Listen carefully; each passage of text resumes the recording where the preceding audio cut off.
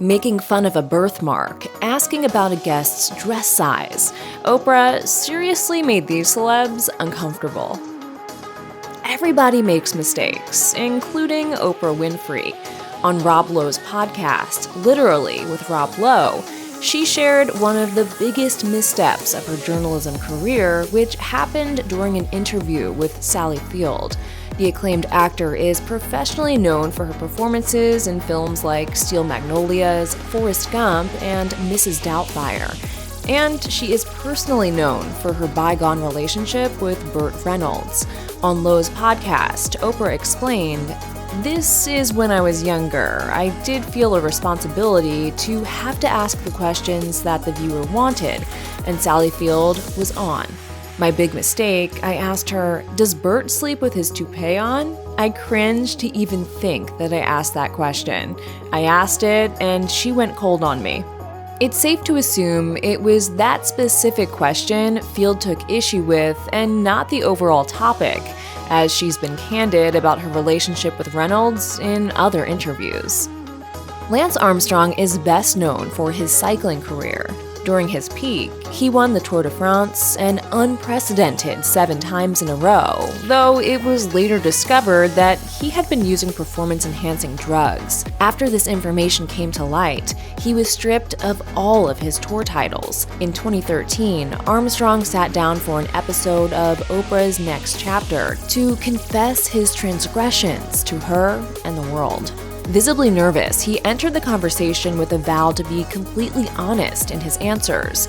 Oprah asked the cyclist a series of yes or no questions relating to the types of performance-enhancing drugs he used to achieve his sports victories. He admitted to a number of things, including, did you ever take banned substances to enhance your cycling performance? Did you ever blood dope or use blood transfusions to enhance your cycling performance? Did you ever use any other banned substances like testosterone, cortisone, or human growth hormone? Yes. He also asserted his belief that he couldn't have enjoyed his winning streak without the enhancement of such drugs.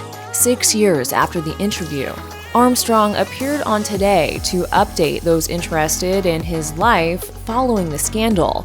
He also took the opportunity to reflect on his discussion with Oprah.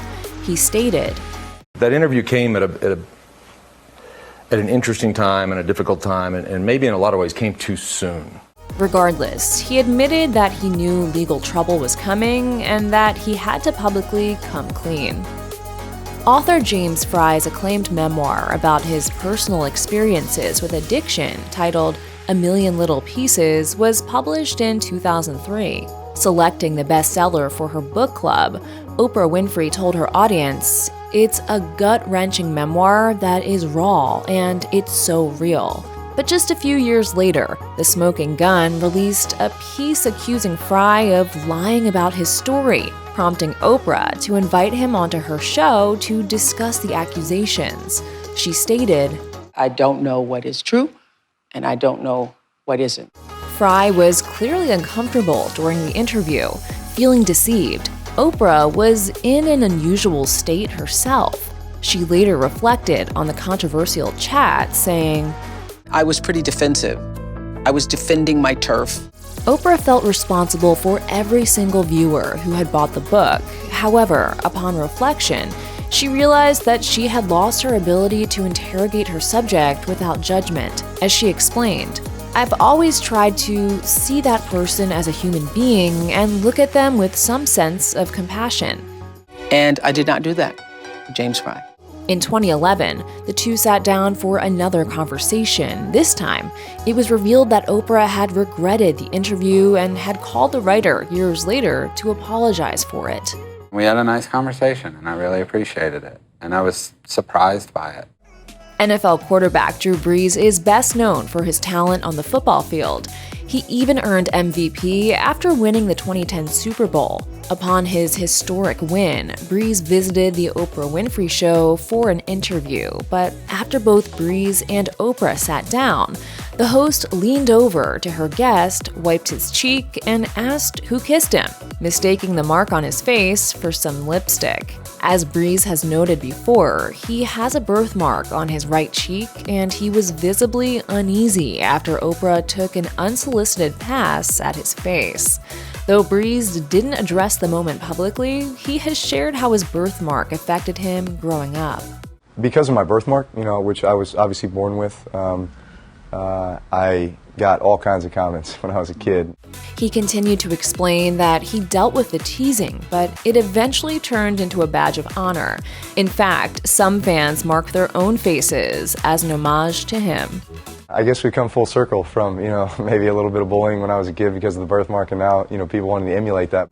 In 2005, to promote the movie Crash, Oprah had the cast of the Oscar-winning film and director Paul Haggis on her show. While most of the film's stars seemed pleased to be invited, Ludacris was unhappy with the outcome of the interview, particularly in how, as he saw it, the host took aim at his music. The rapper spoke about his distaste for Oprah's treatment of him in a later interview with GQ, accusing her of editing out many of his responses in favor of her own. He explained, "We were doing a show on racial discrimination, and she gave me a hard time as a rapper when I came on there as an actor."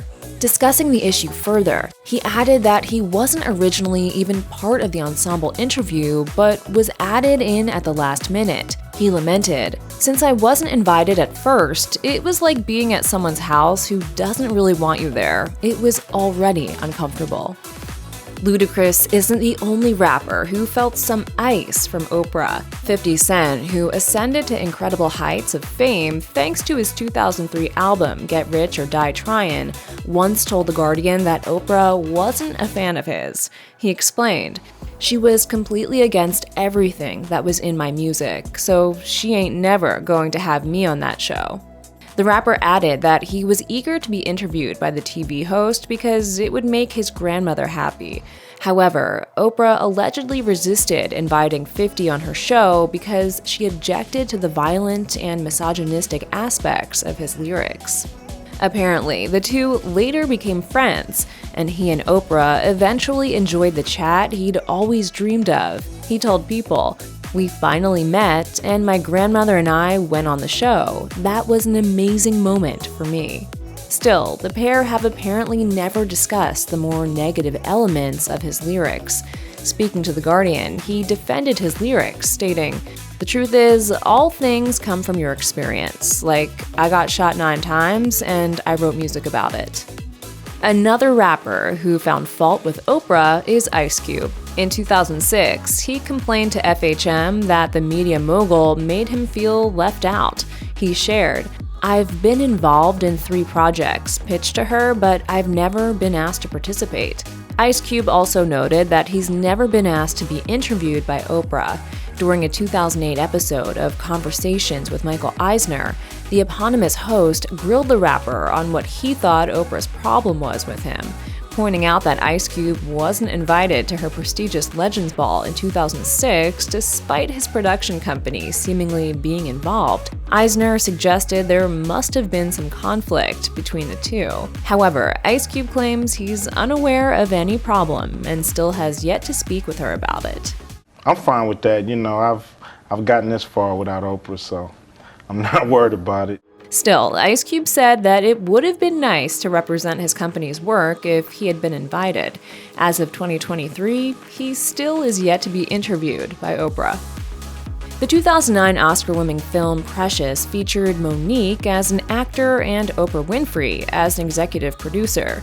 During a conversation on Fox Soul in 2022, the star alleged that she felt pressured by the film's production team to campaign for an Oscar for her performance in the movie. As she saw it, this meant doing additional work to promote the film without compensation. Allegedly, as a result of this, Monique was called difficult, and she claimed that Oprah hardly rushed to her defense about it. She stated, "So now nobody's going to touch Monique because Oprah Winfrey said nothing." A year later, Oprah invited Monique's brother on her show to discuss the allegations that he had sexually abused his sister as a child. During an interview with Comedy Hype, the comedian revealed that after turning down an invite to join the episode, the host then asked for Monique's blessings before moving forward with it. Although she had respect for Oprah's considerate approach, her feelings soon changed once she saw ads revealing that her mom, dad, and other brother were also featured in the episode. She explained, "Had Oprah Winfrey said, 'I'm gonna have your mother,' I would have said, 'Shut it down.'" Elizabeth Taylor is one of the greatest and most famous actors of all time. With 2 Oscars and 7 husbands, Taylor was as great an artist as she was an intriguing public figure. It's no wonder journalists like Oprah Winfrey were clamoring for an opportunity to interview her. Prior to their meeting, Taylor told the host she wouldn't answer any questions about her romantic history. So when Oprah attempted to broach this off-limits topic, Taylor quipped, "None of your business." The host tried to cut the tension by joking, "You're so revealing. You just tell everything. I declare you've got to stop talking so much, Miss Taylor." Unfortunately, this didn't work. Later reflecting on the interview, Oprah shared on Oprah.com, "It's still painful to watch, for many reasons, including my bad hair."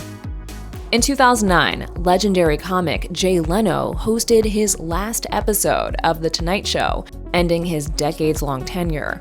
Replacing Leno was Conan O'Brien, a choice that surprised many. What was perhaps even more surprising was that after a season of low ratings, O'Brien left The Tonight Show and Leno returned as his replacement. After the controversy, the late-night host sat down with Oprah Winfrey to discuss his feelings about the ordeal. Like her, Leno is used to asking questions rather than answering them, and his unease about the position was apparent. Oprah asked, Did you ever ask yourself, well, am I being selfish? Leno was quick to suggest that he considers whether he's being selfish or not daily. And in this instance, he didn't think he acted out of selfishness. He explained, "I like the job. I like all that goes with it. I fight for the people that work here. I fight to keep the jobs here." Bringing up the rumors that Leno had sabotaged O'Brien's show to steal it back from him, Oprah made her position clear, stating, I'm really surprised that so many people are against you because I think that people don't understand the way television works. Right. In the 90s and early 2000s, few young stars were as popular as Mary-Kate and Ashley Olsen. Their careers began when they were infants, sharing the role of Michelle Tanner on Full House for the sitcom's entire 8-season run. In 2004, the two appeared on The Oprah Winfrey Show for the first time, but the interview took an uncomfortable turn when the host addressed speculation that Mary-Kate had an eating disorder. I know there's a new rumor that's recently surfaced, has really upset you, right? You know, the one about eating. After an awkward pause, Ashley answered by stating, "People are gonna write what they want to write. We try not to read the good or the bad because it just kind of comes with the territory. Either you're too fat or too skinny." But she was interrupted by Oprah. What size are you, by the way? Size? Yeah. The twins were shocked Oprah even asked such a question. If you or someone you know may be the victim of child abuse, please contact the Child Help National Child Abuse Hotline at 1-800-4-A-CHILD, 1-800-422-4453, or contact their live chat services.